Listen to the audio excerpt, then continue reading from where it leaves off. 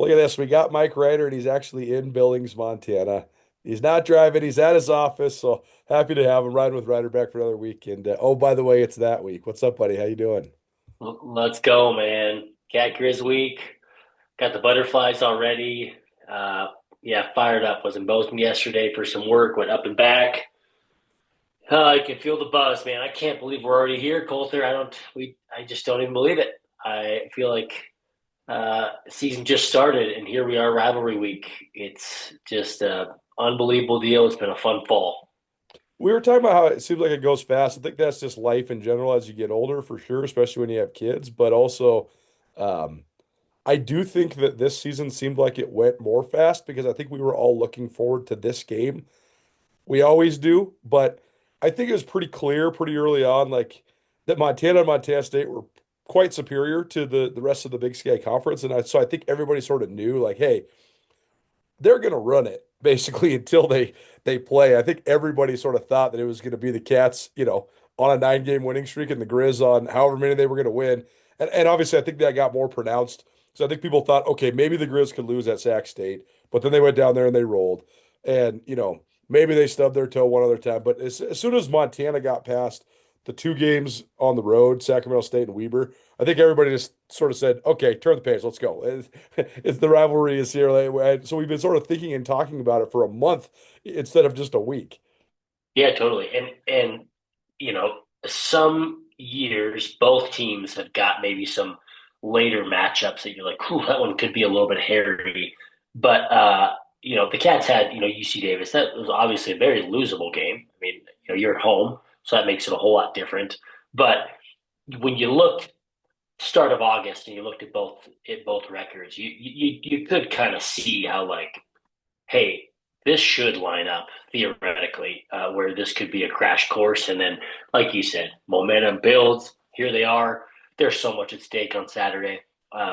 There's always so much at stake, but boy, this is as big as it gets.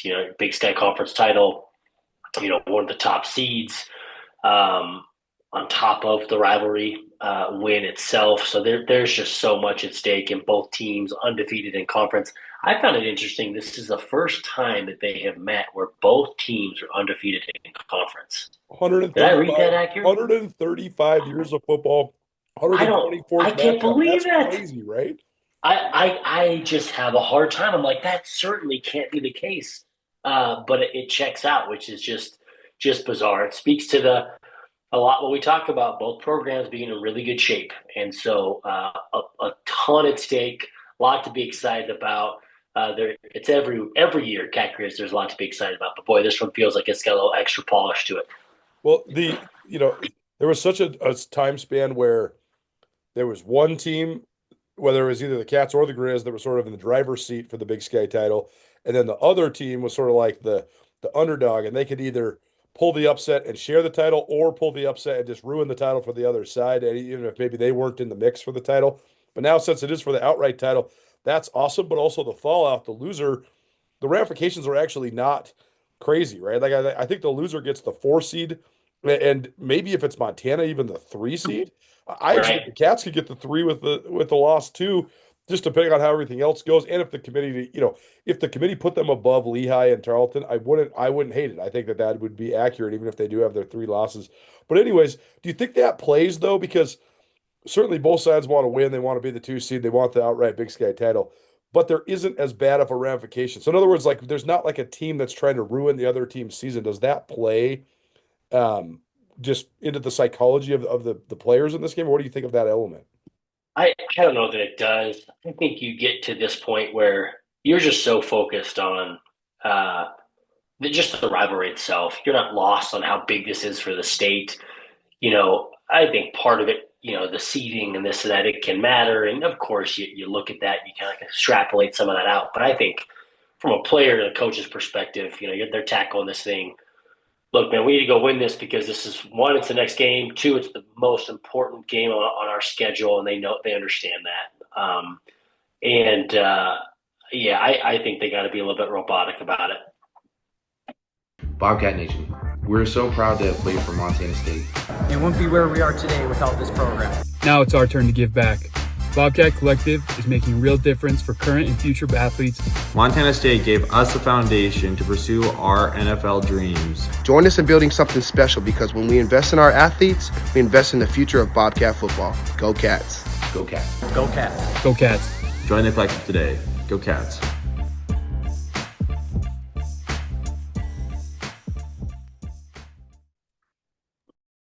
Shine Beer Sanctuary is leading the charge when it comes to promoting beer culture in Montana. Located at the corner of Church and Main and downtown Bozeman, the locally owned and operated tap house and bottle shop has the best beer selection in the Treasure State. The bar has 32 rotating beers on tap with everything from Duvel to local ciders, gluten-free beers, and non-alcoholic options. The bottle shop has more than 400 beer offerings from all over the world, and Shine offers Cicerone-trained beer guides. Come enjoy beer heaven at Shine Beer Sanctuary in Bozeman.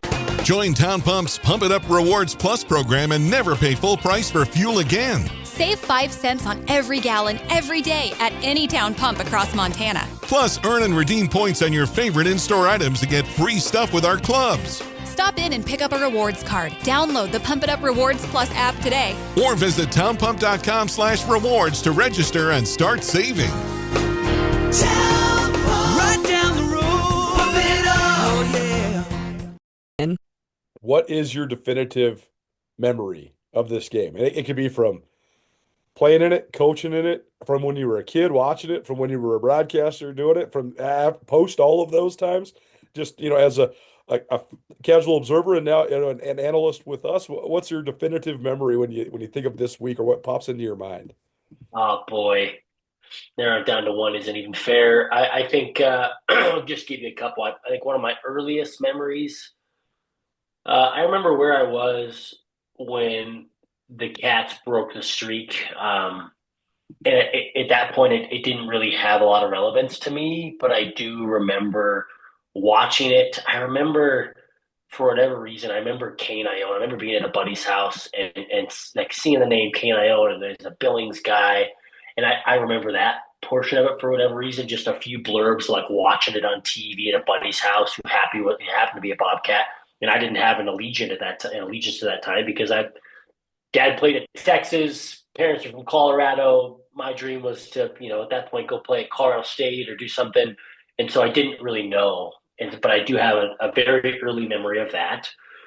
Man, I've got memories as a red shirt. We go up and we lost 13-6. I remember standing on the sideline and Grizz fans, call my name in my jersey, and I'm like, certainly they won't leave me alone. What's going on? Does that person know me? They keep saying Ryder. And I turn around and it's some random person, old couple, gives me the finger. You're like, welcome to the rivalry, right? I mean, those are some of the memories you have. But then, winning in 2010 in Missoula. I had some announcer memories that, the Junior Bergen touchdown. I think he was a freshman that year, 3 years ago. Yep. I remember I was on the call van. I just remember that was a butt whooping, but I remember that play specifically. He's a freshman. They get into an empty set. They find him up the seam, and the place erupted, and it was going to be a tough go. But truth be told, you and I were texting back and forth. I don't have a lot of really great memories in this rivalry as a player or a coach. Grateful that I got to be a part of it, first and foremost. But it pains me as a Bobcat to say I won one time as a player and a coach. So that part sucks. But I'm very appreciative for the one win. And I happen to be playing your senior year. We win the Big Sky title. So I am very grateful for that, for a game that has meant so much and didn't have a lot of success. It's probably made me appreciate it as a fan and what Coach Choate had done to win 4 in a row, and then what Coach Vegan has done. So all that to say, long-winded answer, Colter, way more than you bargained for there, but tons of really good memories as far as, being on the side from an announcer and a fan, and one solid memory as a player, which I'm grateful for. Well, if you get the one when you're a senior, that seems to certainly be something that lingers, right? Like Samuel Kim talks about that all the time too.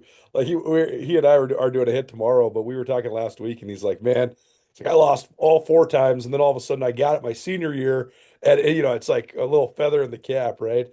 Yep. I've always thought that with Troy Anderson too, right? Because he was part of 4 in a row, but then lost his senior year. That I think I'm sure he probably remembers the loss more than the Yeah. 4 in a row, even though those guys were the first guys in however many 2 generations to beat the Yep. Grizz 4 times in a row. Yeah. And the other thing too is like I look back at some of those teams we played. I mean, I look at the oh man, the Lex Hilliards and Right. Colter and the Mariani days, and I mean, look, we had some guys, that could play,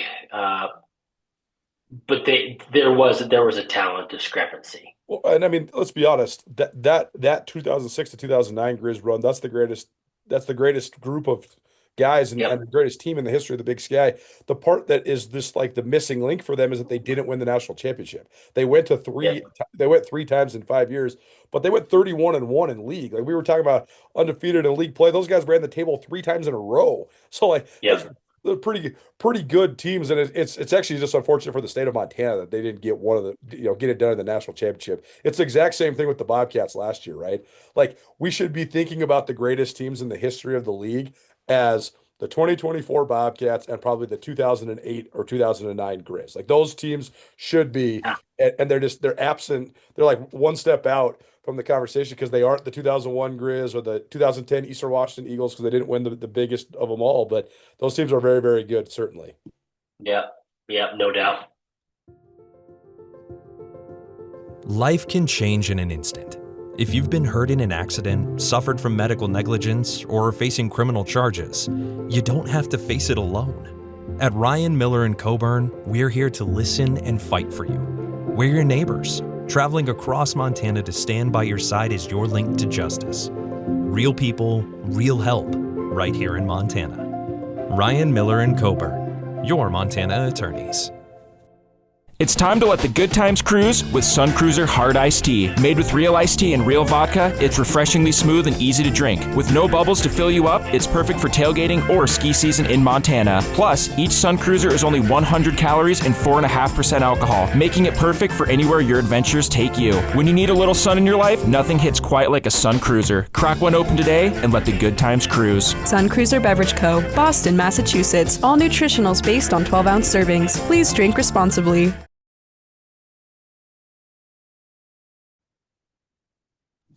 Before we get into the matchup, I got to ask you about last week because just one thing because I know you coached the Dowler boys when you were coaching at your alma mater at Billings West, and I just think it's an unbelievable story.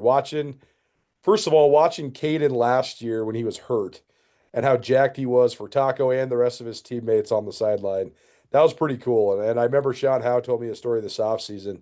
He said, "Yeah, man, Caden was down in the dumps and he didn't know what he was going to do, and he's already torn his knee twice, and he was thinking about maybe giving it up."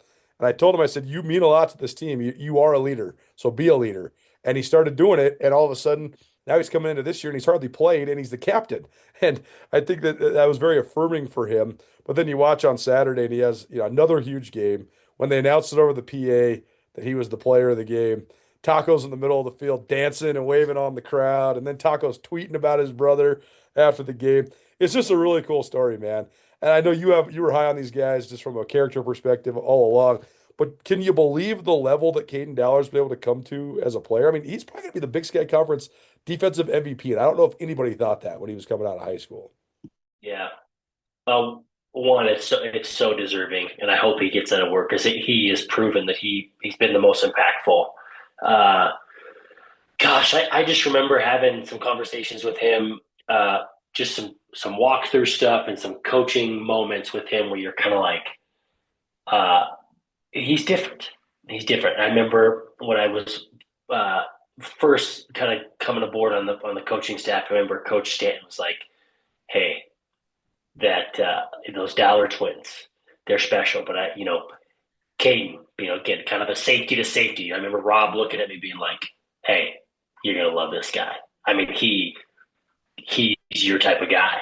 And I just from a physicality, just he's got some prick in him, but he's the first thing that I noticed about Caden was just his coachability. Like he is so coachable first and Yeah. foremost. But then it was also like this desire for excellence, but he could quickly, uh, take coaching and put it on the field. But then there was just some natural things that he did, just from like angles he took to he's a smart football player. I mean, there's a reason he wears the green dot, and he's the guy that like is getting people lined up. He's a smart cat, and so you put it all together. I mean, he's a blue collar worker.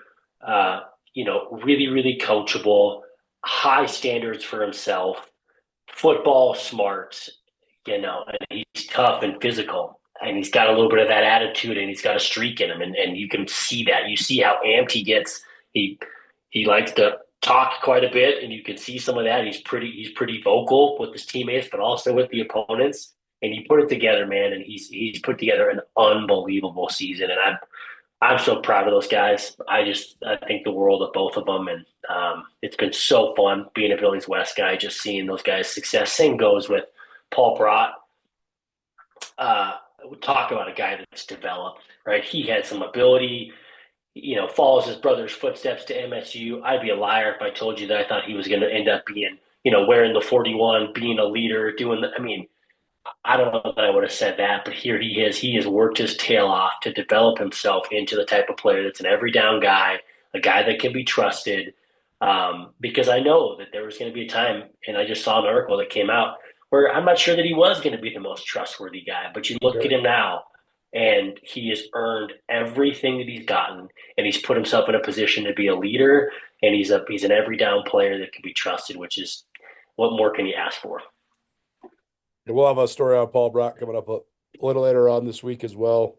Because he told me that. He told me like what the turning point was for him to sort of grow up, right? Like he said, he said, I used to just lift twice a day and drink all the beer I could, and I thought that was enough. And he's like, then I realized that I can't. You got to do a lot more than that. You got to reel her in a little bit if you want to be great. And he's certainly done that, and it's been a cool deal. I mean, what do you think of that element, though? I think this is such a testament to the high school coaches that run like really solid programs. I always do a breakdown of all the Montana guys in this game. For those that are listening to this on Wednesday morning, we'll have that out later on Wednesday evening. It takes me so long to write it all up because there's 76 of them, but it's one of my favorite things that we do, and I break it down by town and high school and all that. But Sentinel High School has 9 guys in this game. Bozeman High School has 7 guys in this game. And Billings West has 6 guys in this game, all 6 of them who play for Montana State. So definitely testament to some of the great football programs at the high school level. But West is the one I think that stands alone because it's not the total number, but you look at the quality of the guy. I mean, who are the best players for the Cats? I mean, you could argue 3 of, if not their 3 best players are guys that played at West High.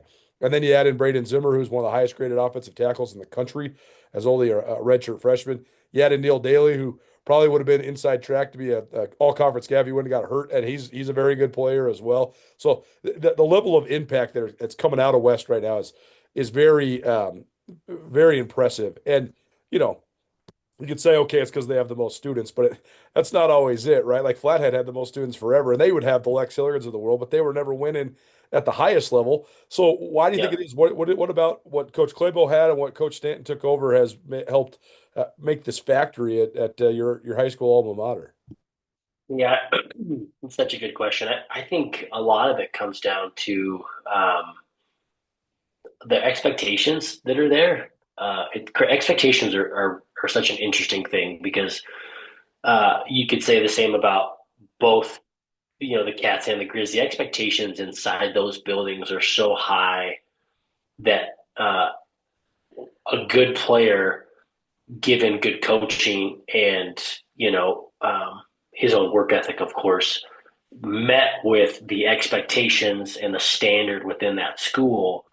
I think it's a recipe for really good players, that's going to transfer from the high school level to the collegiate level. So both programs have high expectations. I mean, Helena Capital has got really high expectations. Billings West has got really high expectations. So does Sentinel.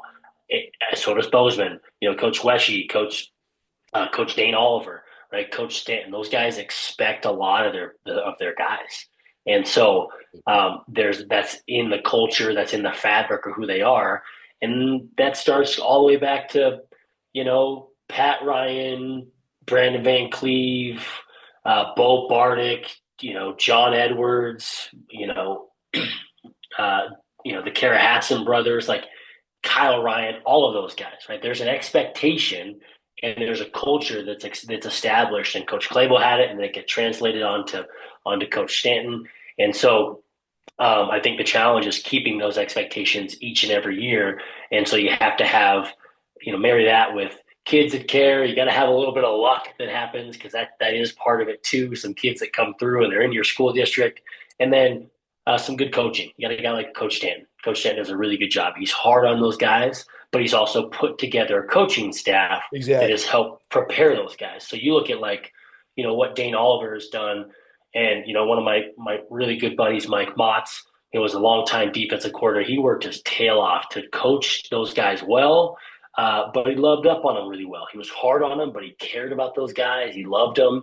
Same thing goes with the kids at West. I know right now, Taylor Deese, he coached Paul Brott. Like, Taylor knows what it takes, right? He knows what it takes to be there at that level. He cares about his guys. He's hard on them. Same thing goes with an Eric Buer. Eric Buer is the defensive backs coach. He played at Rock. He's a Huntley Project kid at West. He does an unbelievable job with those guys. He's a heck of a technician. He's a teacher. He's actually he's an elementary school teacher. So he understands that. You talk about Coach Matt Hollowell, coached at a high level at Rocky Mountain College. He's the defensive coordinator. Those guys are really good coaches. And so your head coach has expectations and demands. He holds them to a high standard. He hires a coaching staff that's going to be, first and foremost, good teachers of the game of football, be tough on them, and put their guys in a really good position to be successful. So I think you can look at all of those things, and you look at the same thing with Dane Oliver's staff, and you look at the same thing with, probably Coach Weshy. You look at what Gallatin has done. Those guys, those are a bunch of dudes on that coaching staff. And right. they are hard on their players, but they love them, and they build them up as well, and they're building young men. And so, yeah, long-winded answer there, but I think it's a lot of a compounding factor. But I'll tell you this, I love seeing those West Side Golden Bears in Bozeman.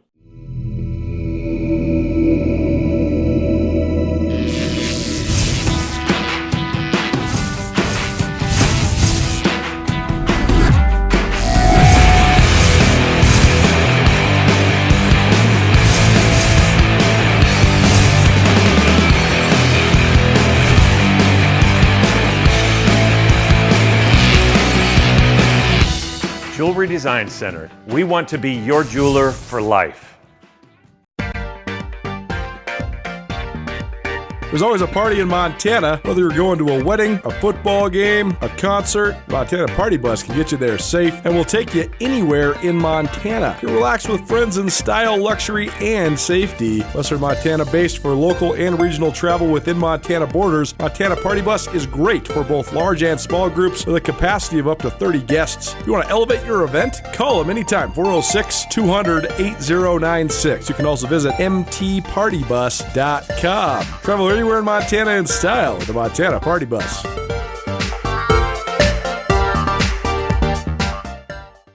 Yeah, it's so fascinating to me the way it's all evolved and how modernized Montana has become, because I do think that all those programs we just talked about, they share such a common thread in that, like you're saying, the coaches have high expectations for the guys, but you are expected to do the summer program and go to the team camps and watch film and all that stuff. And it's just so interesting because we're not that old, but 25 years ago, if you lifted weights outside of, every once in a while, you were doing extra. Helena Capital had a sign-in weight program where everybody had to go sign in the morning, and they were setting the pace for Montana. So then us and West and CMR and everybody was like, we got to start doing that, man. You have to sign your ass into the weight room every morning, and we got to have accountability and all that. But that's not that long ago. It's only 25 years ago. I remember when we first started watching film, on Thursdays at lunch, on the grainy VHS. Yeah. And now these kids, they got it on the iPad, and it's so much more sophisticated. So I think in certain ways, these guys are way more college ready. But I also wonder, if they like are more developed, so then they have less upward potential when they get to college. I don't know. That's a totally different conversation for a totally different time. But Yeah, when yeah. it comes to just the Montana guys in this game, how much do you think that will play? Because Montana State have had pretty equal number of guys, but now Montana has quite a few less. They have 32 guys as opposed to 44 for the Cats. And it's not just the number, but there's only about 8 guys for the Grizz that are going to play in this game that are from Montana. Some good Yeah. ones, Drew Deck and Clay Oven and Kellen Dietrich. But Montana State has a whole bunch of these, Montana-made guys like the Dowlers, like Paul Yep. Brott, like Braden Zimmer, Cole Taylor, Bryce Grebe, Kenneth Iden, Zach Cruz. You can go on and on and on. There's about 25 guys that are going to play significant roles for Montana. Do you think that plays as a factor in the game? Yeah, I love talking about this, especially on the media side. I think it's important. I like the competitive nature of just having Montana guys on the roster. But man, when that ball's kicked, it well, you're all you're fighting for Everybody's the a University of Montana. Montana. Right. Everybody's a Montana, like you are. Like you can. There's not a second.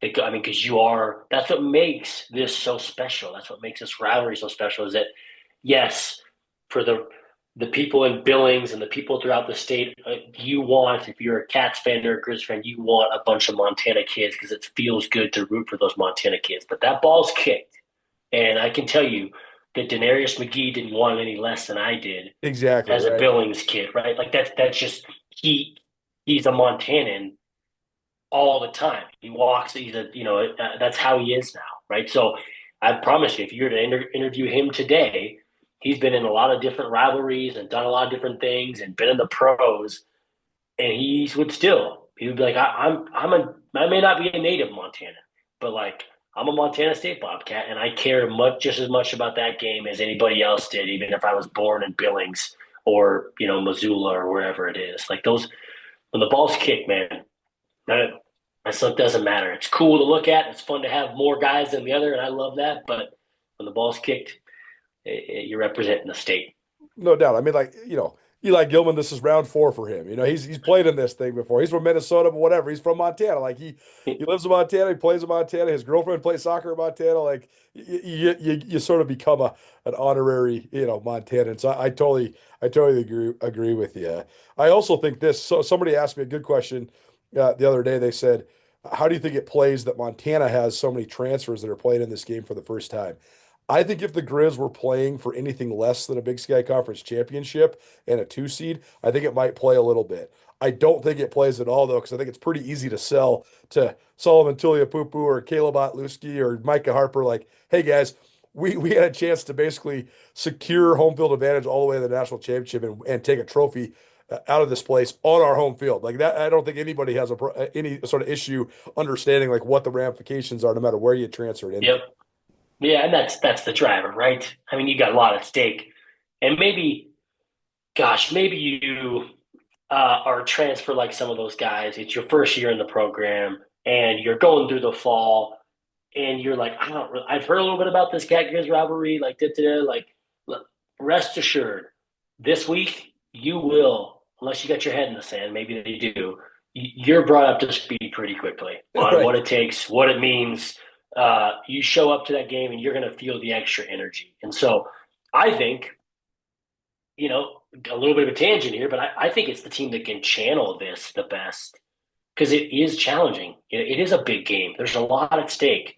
The team that can channel it the best is the one that's going to be the most successful. We've seen this year in and year out. When I'm on the road, the road team has not channeled this very well. They have not responded.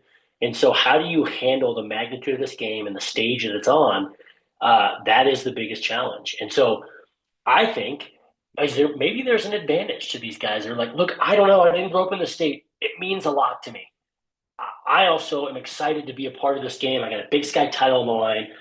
I don't know how to make it any bigger than like, I don't want to put too much pressure on this whole thing because it's another football game. I think sometimes that can be an advantage. Right. Totally. I mean, that's what Bobby Houck said all week. He said, hey, we got to play well. Like, that's it. We just have to play well. And the Brett Vegan said that too. He said, hey, there's all these things that everybody wants to talk about. And I love talking about all this stuff, but we have to make this a football game that we Yep. play well in, right? You can't have paralysis by analysis. That's what happened to the Cats the last time they were in Missoula, right? It overwhelmed them, and all of a sudden the Grizz have that drive at the beginning, and the Cats they smacked Clifton McDowell, he fumbled it, but then the Grizz recovered it. And then Eli Gilman, his next run, he trucks a couple Bobcat defenders. The play starts going crazy. Then McDowell, he Yep. trucks the safety in the end zone. Bedlam. And Montana State couldn't recover after that. Then they were Yep. so frazzled they couldn't get their substitutions right. They're false starting. Julius Davis has that moment where he's in and out of the game, and you're like, oh my gosh, Brent Vegan's teams never do this. They don't ever do this, and they're totally melting down. And Vegan acknowledged that. He said, hey, we can't let that happen to us. But that's such an interesting part, right? Because that's why I think the start is so essential. Because it's the same thing the Cats have done to the Grizz in Bozeman last couple times. 2019 there was that huge hit where Jackway Allen's Ooh, that was an inside out angle. Whack. I mean, that was unbelievable. The stadium's shaking. And then, Yes. Kevin Cassis scores on the end around, and you're like, this game's over. This game just started. I'll never forget it. Ryan Tutel looked at me, he goes, this is over. He goes, Montana State by 50. And they ended up winning by like 40. But, same deal, 2022. Methodical drive right down the field for the Cats. And then the Grizz have the bad punt. They block it, and boom, off to the races. 55 points later, Montana had no shot. So how important do you think the start is? Because this thing has honestly been like pretty much over after the first couple possessions. 4 out of the last 5 times it's been played. Yeah, I think both of these teams, given everything that's happened, I wouldn't be shocked if both of these teams were going to be a little bit more mentally prepared. I don't think there's going to be that same rattle factor this year. I think it's going to be a little bit more of like two teams. There may be a few punches here and there, but they're going to settle in a little bit more. And so I would watch for a little bit more. It's going to be a closer ball game. I would be shocked if one team runs away with it this year. I don't know why. That's just a little bit more of a gut Colter than anything. Oh, I think it's right, though, because I actually think we have a chance for a slow start because I think both these teams are going to hit each other and be like, oh, usually we're the ones just smashing the other team off the ball, especially the Cats, right? They've just been dominating the line of scrimmage. And it's going to be like, oh, all right, we can't just toss these guys around. It's going to be a little bit more of a fair fight today. So I think that's going to be a fun element to watch. Last thing for you, what matchups are you watching in this game that are going to play on either side? And what's your overall just take? I don't want a prediction or anything like that, but just what's your overall take on the way that this thing might go down on Saturday? Yeah, I think I am really interested to see the secondary of Montana and how they match up with some of the skill guys at MSU. I'm interested to see that matchup. I always love secondary matchups versus wide receivers, but I think just from how do they match up athleticism wise on both sides, and then you just hit on it, just in the trenches. I feel like, much to our surprise, I guess 2 years ago in Missoula, the overwhelming physical factor where Montana State just looked out physical on the offensive and defensive lines, and I was completely shocked, And so I am always eager to see what does that matchup look like, because the strength of Montana State's team is their defensive line and their offensive line. And 2 years ago, I would have told you the exact same thing, and it didn't prove to be true. And so I'm really curious to see what those matchups look like. And then I always say this, but just special teams. Bobby Houck, and that's his feather in his cap all the time. It's just special teams, and it historically has some type of role, whether it's really good field position, which I've seen as a coach in 2015. I don't even think we crossed midfield for most of the day on offense. But whether it's that or it's Mark Mariani punt returns, or it's this has the ability to really flip the script. Corey Smith on a kickoff return. So I'm just curious to see what role does special teams have. So O-line, D-line, specifically the Grizz secondary versus the Cats wide receivers, and then special teams and what shakes out there. It'll be so fun riding with Ryder here on the greatest week of the year, Big Sky Breakdown podcast series.